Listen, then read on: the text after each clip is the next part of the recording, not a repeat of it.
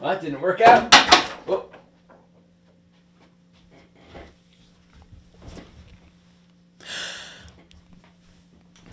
Hi, I didn't know you were here. Yeah, I was just coming. I just tried recording a video on my tripod outside on Uranus stationing direct. Yeah, it was way too windy. I didn't think about that until just now. Uranus is wind disturbances. Well, that's kind of cool. Yeah, I don't think I'm going to post it. It just feels a little bit too windy and ungrounded. Doesn't feel like the vibe. Sure. Yeah, we can chat. Actually, would you be open to me just kind of keeping this recording going and then maybe I can post this on my YouTube channel? Cool. All right, tell me, what are you thinking? Okay, yeah, Uranus gestation direct, and I noticed that too. In 2 weeks, it's going to be squaring the full moon in Leo Aquarius. And it's conjunct the North Node, which is also squaring the Leo Aquarius. Well, let's share this with those who are watching. All right, so we can see right here that Uranus has just stationed direct. And let's look just at the new moon, right? So all this new cycle energy, right? Stationing direct, new moon. And let's look a couple weeks from now. We have the full moon in Leo and Aquarius, and it's squaring Uranus. Oh, interesting. Okay. Yeah. There is a sort of new cycle theme going on here. So what's a new cycle in astrology? New cycles show up in many ways.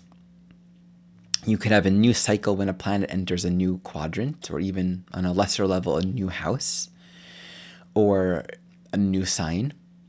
And when a planet stations direct, it's a new momentum, a new direction, or a new phase. Like Uranus, you just notice it's still conjunct the North Node, but it's a new phase. It's separating from the North Node, so it's still beginning the cycle.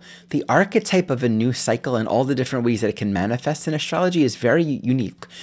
It's not necessarily so that the new cycle begins and there's all this fresh energy and momentum. It takes time.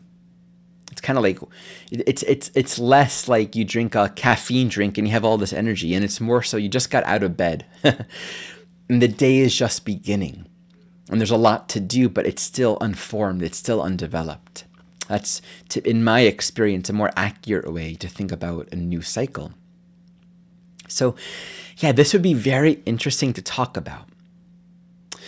How about I'll talk about Uranus stationing direct on the new moon, what that means in context to it's coming square with a full moon. So there's a very particular energy building worth speaking to over the next couple of weeks. And I'll speak to as well what it means for Uranus to be moving direct and really separating from this North Node in Taurus. What is it that you notice? Very good observation. Okay, notice that the upcoming full moon is squaring the nodes. This happens basically at the midpoint between eclipses. Good point, good observation. Right? Eclipses happen when the new and full moons happen on the nodes. So this is sort of a midpoint between the eclipses, which is a very potent energetic time. We don't talk about those moments as much as we do eclipses, but it's actually pretty significant. These are turning points within the evolutionary cycles and themes as indicated by the eclipse windows themselves. So we'll have another eclipse in a few months. That's what these alignments signify. So it's worth speaking to that as well. Lots of good energetics coming up here. Uranus stationing direct in Taurus speaks to now is the time where we're sensing the path in front of us promises greater joy, freedom, contentment. All the work that we've been doing during the Uranus retrograde, which has, been a good past 4 or 5 months or so, has really been about looking at the conditions of how we're living, becoming more and more aware of what is agreeable with my nature, where am I suppressing and trying to fit into something that is not who I am. Uranus corresponds to our essential individuality, our unique vibration. And when we create social constructs in our life that suppress that for the sake of belonging, we will really feel depressed. And in Taurus, it can really affect our sense of self-value and self-esteem.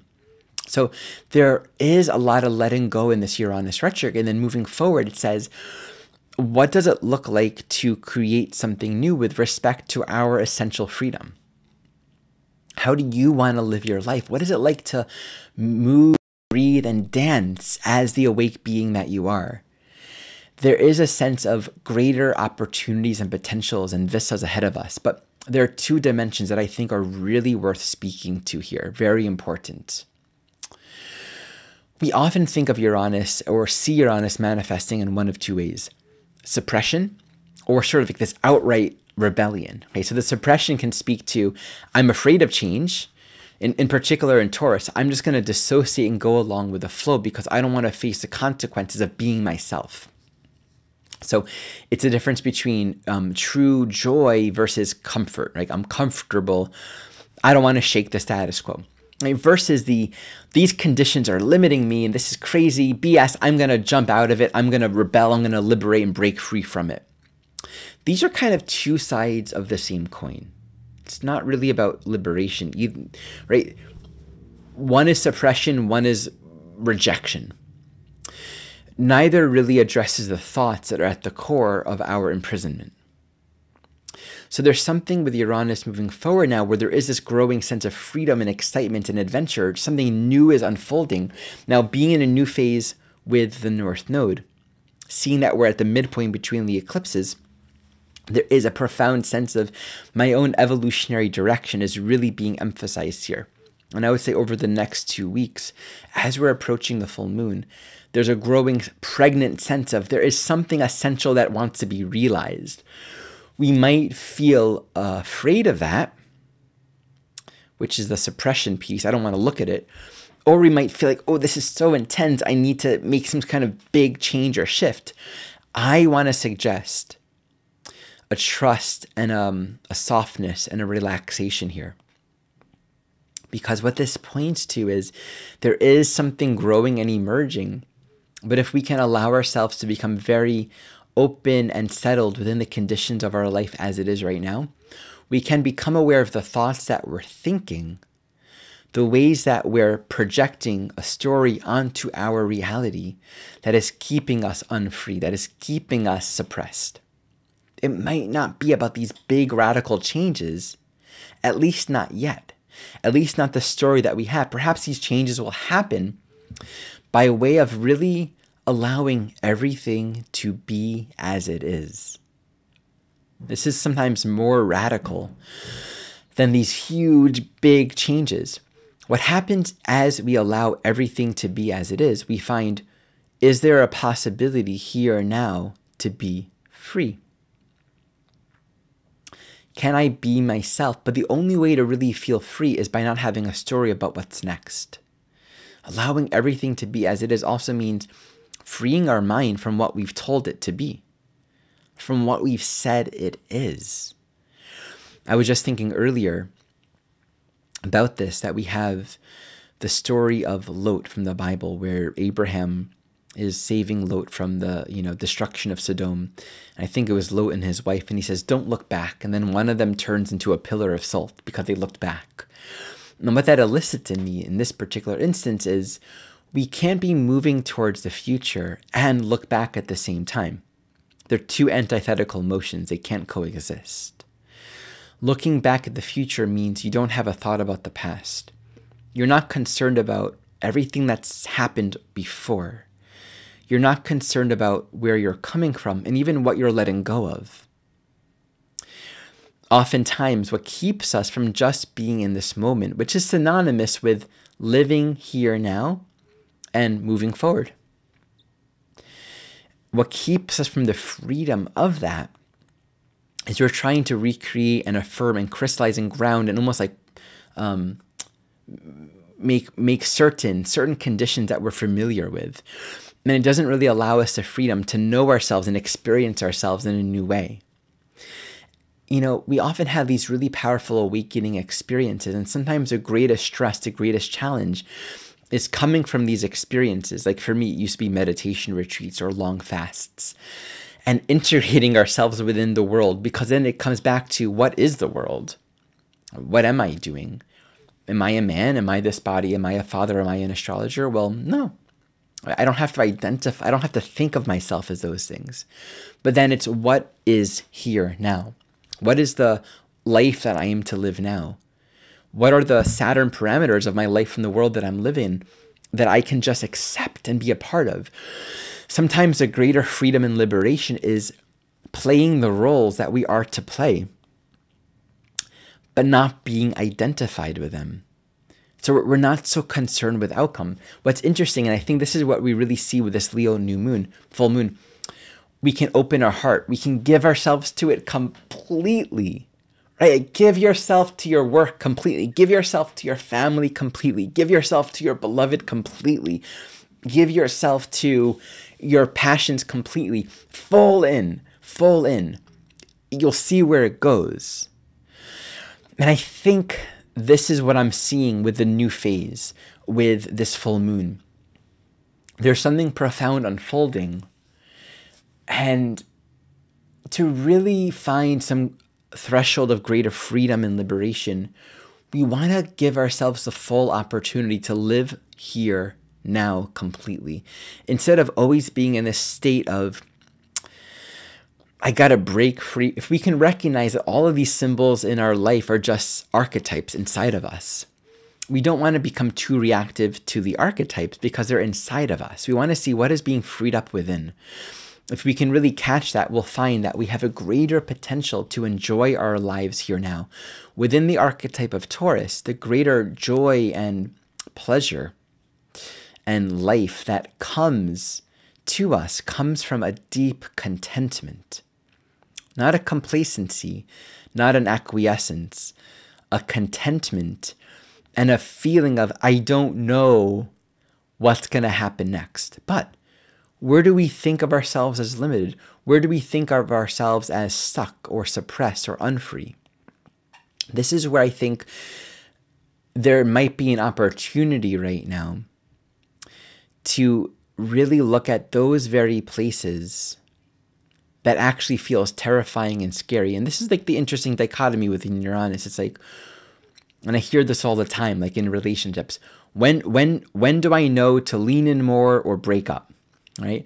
When should I go deeper into my job and like make things work better from where I am? Or when do I just quit my job and move on, right? And the truth is, it's never about one or the other. It's always about the present moment and meeting the very place where we perceive we cannot be ourselves. And if we think we can't be ourselves, and then we're going to respond to that by breaking up or rejecting or walking away or quitting or burning it out, burning down the house, we're really just affirming the belief that there are places compatible with ourselves and there are places that are incompatible with ourselves. Right? It's a very conditional way of living. It's a very conditional way of knowing freedom. And again, this is a mistake we often make with the Uranian archetype. A sort of freedom that says, I am this, I'm not going to stand, especially with the Leo axis getting involved. And Taurus, it's like, I'm going to be who I am. You can be you. You do you, and I'll do me. It's not very free. It's not very free. We can mix a sort of pride and stubbornness with our idea of liberation, but be very, very, very unfree in our minds. So the answer is always be where you are right now. And examine the thoughts, examine the very places where fear and protection and isolation and distance is happening inside of the mind. That will lead the way to whatever's meant to happen in form.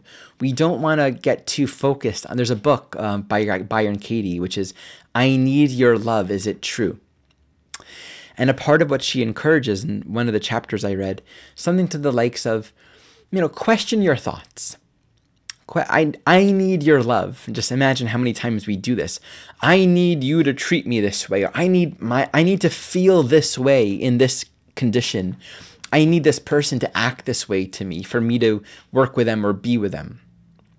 Is that true? What happens when you believe that thought? So Uranus moving direct, it's like this liberation and freedom isn't like some sort of like a Mario's brother mushroom tea, and then suddenly everything gets magical and you move forward more quickly because you ate it and everything speeds up and you have superpowers.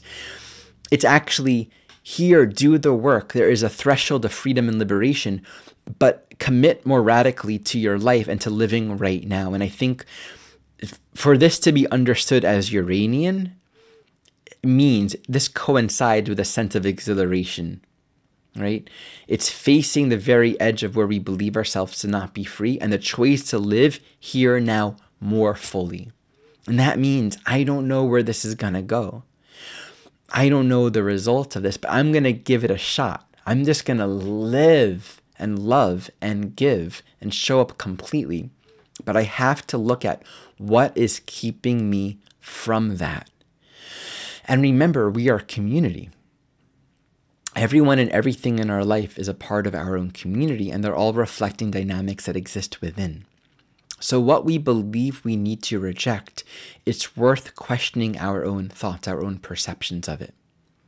Okay, so do you have any questions about this? Okay, yeah. Moving to the full moon, consider the fact that it's accelerating and then it's squaring the upcoming full moon. I would agree with what you said. There is a growing energy, and with that growing energy can be a growing pressure. This is a great time to let nothing pass by you. Like, this is a great time to really look at what's arising. It's a great time to question your thoughts, a great time to really look at the very places of fear. And here's almost like the formulation. Where is this in your chart, right? Where's Venus in your chart? Because this is where the apex, the core of these soul dynamics are manifesting, especially with the North Node in Taurus. Right? Your natal Venus is sort of a lead edge to a lot of this evolution and liberation right now. It's interesting because the South Node will soon move into Libra, also ruled by Venus. So it's a very Venusian time. This year is an incredibly Venusian time. More on that later. So it really looks at where are we living in a way that assumes a certain compromise or subjugation of our own values, of our own joy, of our own sense of self-value and self-esteem. And what is it like when we free our minds of our limiting thoughts and we get to feel the freedom of living here now, and just to realize we've never been here before. We've never been here before, and we don't know what's possible. We only know what we've been thinking and what we might believe. We don't know what is possible here now. And we want to create the space and the grounds for a greater possibility of freedom and liberation by cultivating the garden appropriately. And this garden wants to be nourished with the nutrients that won't take up a lot of space and say things like, only this kind of plant can grow here, and I got to make sure these weeds don't come in, because if we spray something, we'll end up actually spraying and limiting the potential for a very organic, exciting growth. You know, I'll close this video with another interesting analogy. I was watching this advertisement that hooked me in yesterday on this candy that you chew. They call it a candy that helps with your teeth. And I was just very interested to hear what their perspective was. And it's basically probiotics. And I've been learning a lot about this as I've been investigating my own oral health. A lot of the oral care right now, in a sense, is very rejection-oriented. It's about killing bacteria. It's about creating a condition that will kill the bacteria that will create decay. Well, that's good on some level, especially because with a highly acidic mouth and a lot of sugar, it will perpetuate the bacterial growth that will create decay in the teeth and all that. My dentist, who's very holistically minded, said to me she doesn't advise a regular use of hydrogen peroxide because that's very alkaline. Like, well, isn't that good? Because that'll kill the bacteria. Yeah, that'll kill the bacteria, but you want, you want good bacteria in there. You want a lot of probiotics in your mouth, right? Those probiotics are necessary for maintaining a healthy environment in your mouth. It'll actually break things down. It'll protect the teeth. It'll create a good ecosystem for your mouth and for your digestion, for your whole body. If you're killing all bacteria, you're killing all of the probiotics, which means maybe for a moment there's nothing in there. But if there's nothing there to break down all the other organisms that are constantly being put in your mouth, if you don't have any good probiotics in there, then you have nothing to support a healthy microbiome or a healthy mouth environment. So it's like that too. We don't want to be so aggressive and vigilant in rejecting things right now. Because when we're rejecting something, we're going to also reject a whole lot of life, a whole lot of support and community and friends and opportunities and ecosystems, really, that are here for our benefit. And I think there's a way of living where it's not necessarily about constant vigilant oral care. If we can allow ourselves, and I'm sticking within this metaphor, if we can allow ourselves to really cultivate a vibrant, healthy, loving life where we're balanced, we're at 7, balanced pH. We're not getting stuck in unhealthy conditions. We're not needing to reject them and walk away from them and be so radical. We can allow the conditions of our life to grow in such a way where everything that's needed comes. And that's like what a healthy ecosystem is all about. Like, we don't have to like go through a forest and weed out all of the invasive plants. Like, there's something about, well, there's a place for that sometimes, right? But the way life is designed, the whole system checks itself and works together as a whole. Our life, our body, microcosmic example, our life, our communities, our soul journey wants to be like that.